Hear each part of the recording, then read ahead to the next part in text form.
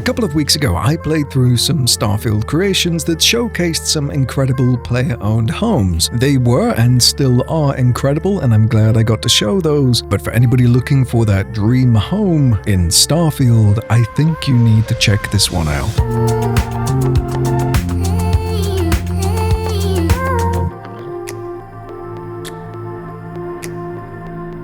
So this creation is called TGs The Estate. At the time of recording this video, it costs 300 credits, and full disclosure, I was shown this a little bit before it was released to the public, but the creation has only gotten better as time has gone on. So let's start with what I would consider to be one of the key features of this creation, and that is the fact that you can actually place this player-owned home on any planet, on any system that you'd like. You're not locked into one specifically. You can put this thing on the moon if you want to, and that is exactly what I did. So once the building is placed, you are free to go in, explore, and do whatever you want. Now, I was originally going to do a full unedited tour, and then I realized that that video was an hour and 40 minutes long. I don't want to subject you to that, but that gives you an idea of how big this place actually is. So as soon as you place the house, you will get a couple of armed guards that are completely free, and I assume they respawn, which will protect you in the event that the house or your outpost gets raided by ecliptic mercenaries and such like. Just taking a second to admire the outside of the building, you can see that there's actually some activities and things you can do without ever entering the player-owned home, such as an outdoor pool, a little barbecue area, and some secret entrances into various parts of the building itself. But of course, we're going to enter through the front door, and my first reaction as we go from the outside into the building was, oh my god, this is next level. Everything from the interior design to the lighting, it is just insane how much detail has gone into this. I'm not sure what the best way is of formulating this thing, because I assume you want to have a look around the entire place without spending loads of time on it. So right here in the opening area, there are a couple of things to check out. First of which is all the furniture. It is pretty much all interactable. You can sit down on everything, which is kind of a given. But then there's also these little things on the wall that hide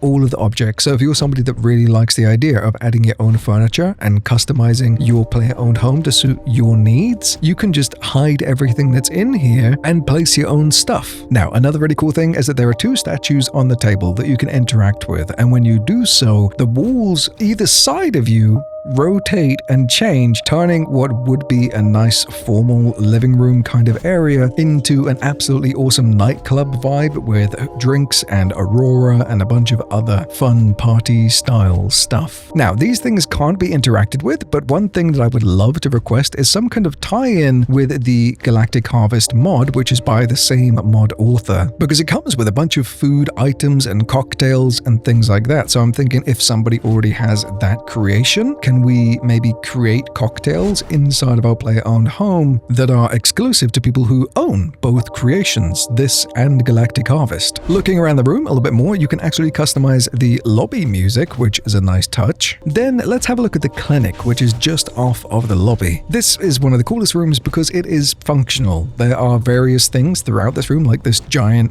weird purple bath tank thing. For all of my Star Wars fans, this acts essentially as a Bacta tank. For anybody who doesn't know what that is, it heals you, gets rid of any ailments and conditions you may have just by interacting with it. You also have a couple of pharmaceutical workshops in here that you're able to use and access, and a little research lab. Next up, let's have a look at the security office. There isn't too much going on in here, but there is an entire room filled with mission boards for every single faction in the game, so it doesn't matter whether you're sided with the Crimson Fleet or the Freestar Rangers. You can clear your bounties and accept new missions right from this room. Then working our way through the hallway, we are led to the pool room. This is where you start to get an idea of how big this place actually is, because believe it or not, this is one of maybe 4 or 5 rooms of this size in this building. Now, I don't think I need to point out the giant pool in the middle of the room, but just in case you missed it, yep, it's there and it is beautiful. And yes, it is completely functional. You can jump in, have a swim around, play with your balls. No, that sounds a little bit sus. I mean the balls in the pool, not like testicles. Anyway, looking around the pool, there are a couple of these little shower areas, which if you interact with the shower, they will heal all of your ailments and conditions as well. Very similar to the clinic. There's also a little mini pool by the big pool. There's vending machines, beds that you can sleep on. Just a really cool chilled out space. Oh, and there's even a machine where you can order specific chunks from chunks. Me and Derek decided to grab some and have a little bit of an intimate moment chilling in the pool between recording sessions. As we move further on through the build, there's actually a really cool little area with some holes that are rather suggestive, and I'm annoyed that I can't summon NPCs to like the video and subscribe to the channel.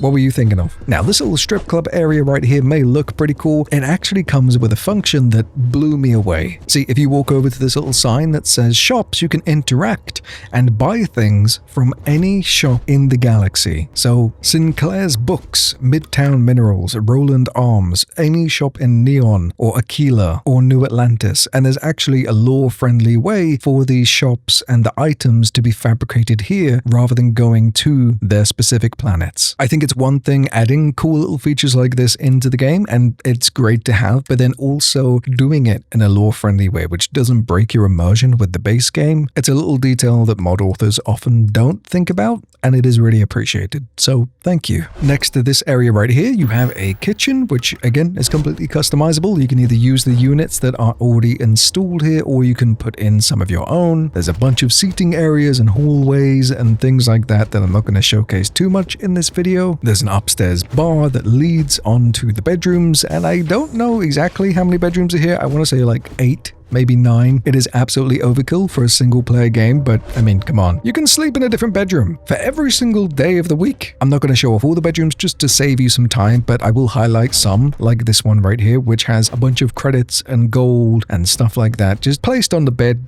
for no reason other than the fact that you're a fucking baller. Most of the bedrooms have a bathroom attached to it, which all feature the decontamination shower we spoke about earlier. And then we arrive at this area right here. I don't even know what you would call this room, but it is insane. When you first walk into the room, it's pretty simple. There's a bar, some chairs, a little dancing area, cool. But then you start playing with some of the buttons on this little console right here, and then the magic happens. You can start adding in your own nebula, party lights, fog, change the music in the room, add a little zero gravity vibe to it, and turn this into your dream space-themed nightclub. I have no idea what kind of wizardry was used to put this together, but oh my god, I have never seen anything like this at this level of customization in Starfield before. I do want to remind you that I'm pretty sure that this creation is made by one person, one developer. There's not a team as far as I'm aware of, so if my Bethesda rep is watching this,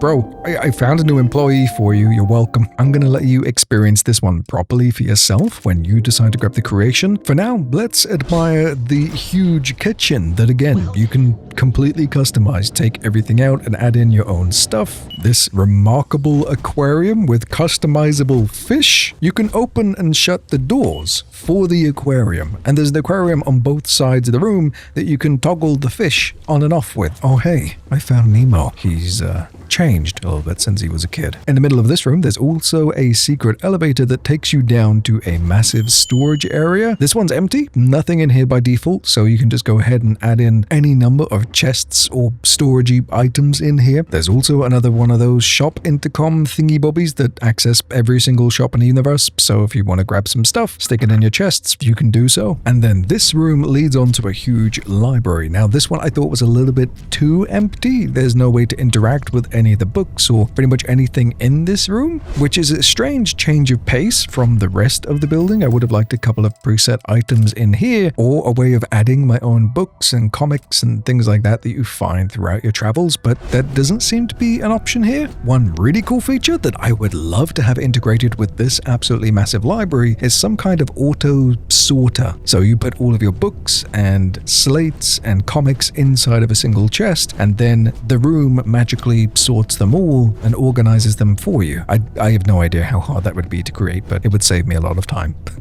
You then have a master bedroom with a retracting TV that falls down from the ceiling. Absolutely ridiculous. You can also control the TV using your remote control, which is left on the side of the bed. Absolutely overkill. One thing I forgot to mention, and I'm too lazy to go back and re-record things, is the fact that you can actually control various other TVs in the player-owned home, switching them from a TV to a nice little fireplace. this. I'm pretty sure this is the master bedroom because it's just fancy as hell. Surrounding this master bedroom, you have a bunch of other rooms like a pool and a shower and bathrooms and just a whole bunch of other stuff that I don't have time to showcase in this video. Now, to get to one of the coolest areas in this building, we're actually going to follow this corridor along. This is where all the bedrooms are, and there's this little button right here that I completely missed as I was first walking down here. Interact with it and we get this very ominous looking room. There's a pool with not much going on, but you can see through into the little fishy tank thing. It's pretty cute. And then you'll find another button that opens your own private vault. Now this, I feel like at this point I'm just gushing over the creation, but inside the vault you have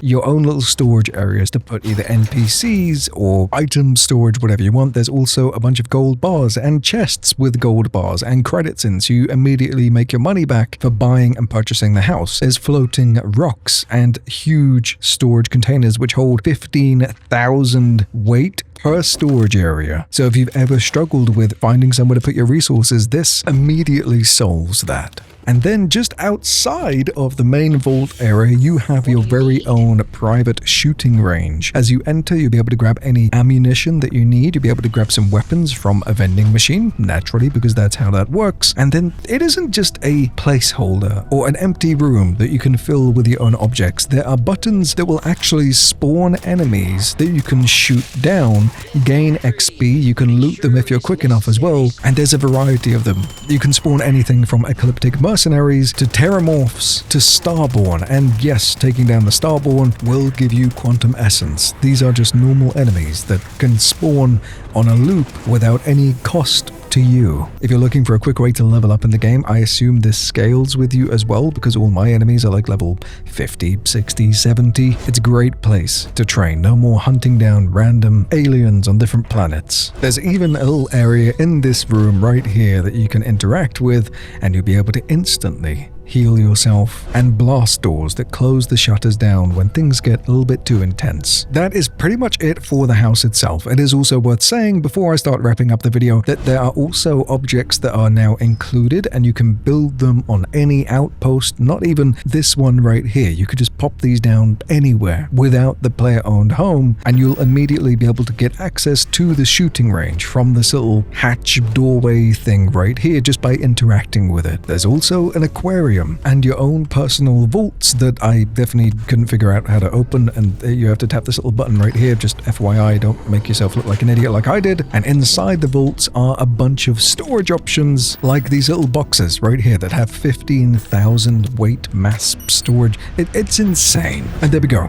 the best player-owned home right now for Starfield. Once again, the name of this one is The Estate by TG or Tank Girl, really well known within the community and makes some of the best mods available for the game. I think we're in a really amazing place with Watchtower having just come out a couple of weeks ago. We've now got this, and I've heard rumors of a couple of other really big ones coming out soon, as well as a rumored Starborn DLC that is likely to drop later this year. I think Starfield players are really eating good at the moment, and I hope this continues as time goes on. Let me know what you think about the creation, and if there's any other creations you want me to check out, leave some suggestions down below. Subscribe to the channel, and of course check out the links in the description to see my complete list of the best armor mods in Starfield, or the best quality of life creations. I love you faces, you're amazing, you're beautiful, and I'll catch you in the next episode of Starfield Creations.